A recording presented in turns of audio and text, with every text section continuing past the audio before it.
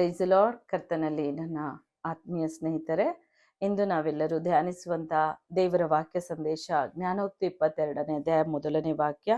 ಬಹುಧನಕ್ಕಿಂತಲೂ ಒಳ್ಳೆ ಹೆಸರು ಉತ್ತಮ, ಬೆಳ್ಳಿ ಬಂಗಾರಕ್ಕಿಂತಲೂ ಸತ್ಕ್ರಿಯೆ ಅಮೂಲ್ಯವಾಗಿದೆ. ಬಹುಧನಕ್ಕಿಂತಲೂ ಒಳ್ಳೆ ಹೆಸರು ಉತ್ತಮ. ಇವತ್ತು ನೀವು ಹೆಸರು ಮಾಡಕ್ ಹೋಗಲ್ಲ, ದುಡ್ಡು ಮಾಡಕ್ ಹೋಗ್ತಾ ಇರ್ತೀರಿ. ಹಣದ ಹಿಂದೆ ಬಹಳಷ್ಟು ಜನ ಹೋಗಿ ಮುಗ್ಗರಿಸಿ ಬೀಳೋದನ್ನ ನಾವು ನೋಡ್ತೇವೆ. ಹಣ ಸಕಲ ಕೆಟ್ಟತನಕ್ಕೆ ಮೂಲವಾಗಿರೋ ಕಾರಣ ಅದು. ಹಣದ ಹಿಂದೆ ಹೋಗೋರು ಆ ಒಂದು ನೆಮ್ಮದಿಯ ಜೀವಿತವನ್ನು ಕಳ್ಕೊಂಡು ಸಮಾಧಾನ ಇಲ್ಲದೆ ಪರಿತಪಿಸ್ತಾ ಇರ್ಬೋದು. ನೀವು ಹಣ ಪ್ರಾಮುಖ್ಯವಲ್ಲ ಪ್ರಿಯರೇ. ಮೊದಲು ನಿಮ್ಮ ಜೀವಿತದಲ್ಲಿ ಸಮಾಧಾನ ಇರಬೇಕು, ಶಾಂತಿ ಇರಬೇಕು, ನೆಮ್ಮದಿ ಜೀವಿತ ಬೇಕು, ಒಳ್ಳೆ ಆರೋಗ್ಯ ಬೇಕು. ಸಂತೋಷವಾಗಿ ಜೀವಿಸ್ಬೇಕಂದ್ರೆ ಮೊದಲು ದೇವರಿಗೆ ಸ್ಥಾನ ಕೊಡಿ. ನಿಮ್ಮ ಹೃದಯದಲ್ಲಿ ದೇವರನ್ನ ಘನಪಡಿಸಿ. ದೇವರು ಹೇಳ್ತಾರೆ, ನನ್ನ ಸತ್ಯವೇದವನ್ನು ಹಗಲಿರುಳು ಧ್ಯಾನಿಸೋನು ಅವನು ಎಷ್ಟೋ ಧನ್ಯನು. ಅವನು ದೊಡ್ಡ ಶ್ರೀಮಂತ. ತಕ್ಕ ಕಾಲದಲ್ಲಿ ಅವನ ಕಾರ್ಯ ಸಫಲ ಆಗುತ್ತೆ. ಜ್ಞಾನೋಕ್ತಿ 8:17-18 ನನ್ನನ್ನು ಪ್ರೀತಿಸೋರು ನಾನು ಪ್ರೀತಿಸ್ತೇನೆ, ಆತರದಿಂದ ಹುಡುಕೋರು ನನ್ನನ್ನು ಕಂಡುಕೊಳ್ತೀರಾ. ನನ್ನಲ್ಲಿ ಧನ, ಘನತೆ, ಶ್ರೇಷ್ಠ ಸಂಪತ್ತು, ನೀತಿ ಎಲ್ಲ ಇದೆ. ಹಾಗಾದ್ರೆ ದೇವ್ರ ಹತ್ರ ಎಲ್ಲ ಇದೆ. ಬಟ್ ಬಹುಧನಕ್ಕಿಂತ ಒಳ್ಳೆ ಹೆಸರು ಉತ್ತಮ. ಒಳ್ಳೆ ಹೆಸರು ತಗೊಳ್ಳಿ, ಸತ್ಯವನ್ನಾಡ್ರಿ, ಸುಳ್ಳಾಡದೆ ಕರ್ತನಲ್ಲಿ ಭಯಭಕ್ತಿ ಉಳ್ಳವರಾಗಿ ಜೀವಿಸ್ರಿ. ಕರ್ತನ ಅಪರಿಮಿತವಾದ ಆಶೀರ್ವಾದ ಇಂದು ನಿಮ್ಮ ಮೇಲೆ, ನಿಮ್ಮ ಕುಟುಂಬದ ಮೇಲೆ ಸುರಿಸ್ತಾ ಇದ್ದಾರೆ.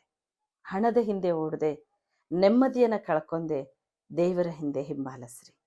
ದೇವರು ನಿಮ್ಮನ್ನ ಹೇರಳವಾಗಿ ಆಶೀರ್ವದಿಸ್ತಾರೆ. ನಿಮಗೇನು ಆಶೀರ್ವಾದ ಬೇಕೋ ತಕ್ಕ ಸಮಯದಲ್ಲಿ ಕರ್ತನ ಕೊಡ್ತಾರೆ. ಅವನ ಕಾರ್ಯವೆಲ್ಲ ಸಫಲವಾಗುವುದು. ಸತ್ಯವೇದ ದೇವರ ವಾಕ್ಯ ಜೀವವುಳ್ಳ ಕರ್ತನತನು, ಜೀವಿಸೋ ವಾಕ್ಯಗಳು. ಆ ವಾಕ್ಯ ಧ್ಯಾನಿಸ್ತಾ ಪ್ರಾರ್ಥಿಸಿ. ಆ ವಾಕ್ಯದಲ್ಲಿ ಜೀವ ಇದೆ, ಅಲ್ಲಿ ಕಾರ್ಯ ನಡೆಯುತ್ತೆ. ನೀವು ಕೇಳೋದಕ್ಕಿಂತ ಹೆಚ್ಚಾದು, ಬೇಡೋದಕ್ಕಿಂತ ಹೆಚ್ಚಾದನ್ನ ದೇವರು ಸುರಿಸ್ಬಿಡ್ತಾರೆ ಪ್ರಿಯರೇ. ದೇವರ ಆಶೀರ್ವಾದ, ಸಕಲ ಆಶೀರ್ವಾದ ಕರ್ತ ನಿಮ್ಮ ಮೇಲೆ ಸುರಿಸ್ಲಿ ಅಂತ ನಾನು ಪ್ರಾರ್ಥಿಸೋಳಾಗಿದ್ದೇನೆ. ಪ್ರಾರ್ಥನೆ ಮಾಡೋಣ. ಬಹುಧನಕ್ಕಿಂತ ಒಳ್ಳೆ ಹೆಸರು ಉತ್ತಮವಾಗಿದೆ.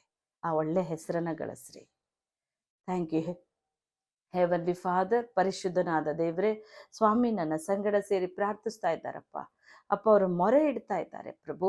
ಈಗಲೇ ಕರ್ತನಿ ವೇದವಾಕ್ಯದಲ್ಲಿ ಮಾತನಾಡಿದಂತೆ ಹಣದ ಹಿಂದೆ ಹೋಗಿ ಅವರ ನೆಮ್ಮದಿ ಕಳೆದುಕೊಂಡಿದ್ದಾರೆ ದೇವರೇ. ಅನೇಕವಾದ ವೇದನೆಗಳಿಂದ ಅವರು ತಿವಿಸಿಕೊಂಡು ಕರ್ತನೆ, ಕುಟುಂಬದಲ್ಲೂ ಅವರ ಸ್ವತಃ ಜೀವಿತದಲ್ಲೂ ಯಾವ ನೆಮ್ಮದಿ ಆಶೀರ್ವಾದ ಇಲ್ಲ. ಹಾಗೆ ನಿನ್ನಿಂದಲೂ ದೂರವಾಗಿದ್ದಾರಪ್ಪ.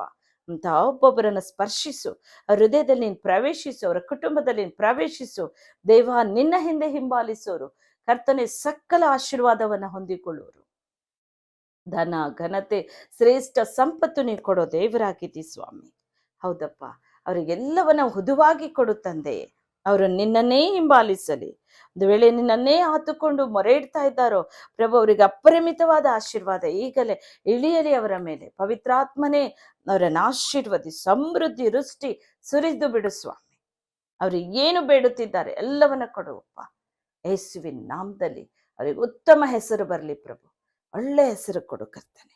ಗೌರವ ಮಾನಗಳು ಅವರನ್ನು ಹುಡುಕಿಕೊಂಡು ಬರಲಿ ತಂದೆ. ಆಶೀರ್ವದಿಸು ಯೇಸುವಿನ ನಾಮದಲ್ಲಿ ತಂದೆ. ಆಮೆನ್.